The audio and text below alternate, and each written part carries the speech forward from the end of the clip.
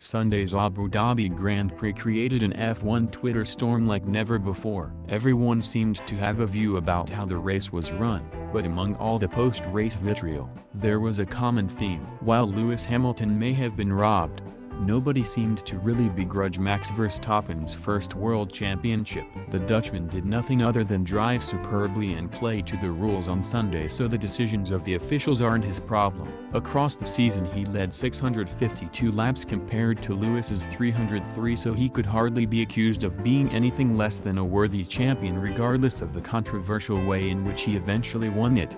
Meanwhile, despite the fact that he must have been unbelievably disappointed, Lewis has emerged from this whole episode covered in glory like never before. His dignity on Sunday afternoon and in the days since has been extraordinary. Given that Mercedes had already won the Constructors' Championship regardless, one has to assume that Lewis played a significant part in the team's ultimate decision not to go legal regards the driver's title.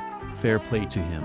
He might not have been shortlisted for the 2021 BBC Sports Personality of the Year, but based on recent behavior one could argue that he deserves that accolade this year more than any other. The Mercedes press statement issued yesterday said, "Lewis, you are the greatest racer in the history of Formula One and you drove your heart out for every lap of this incredible season. You're a flawless sportsman on and off the track and you delivered a faultless performance. As a pure competitor and as a role model for millions around the world, we salute you." It's hard to argue with much of that. In his 15-year F1 career, Lewis has won races in every season, and in 2021 he became the first driver in history to achieve 100 wins and pole positions. He now has 103 of each. He turns 37 in January, so if he's up for it, he's got a fair few seasons left in him, and one wouldn't bet against him adding to his incredible tally of 7 World Drivers' Championships.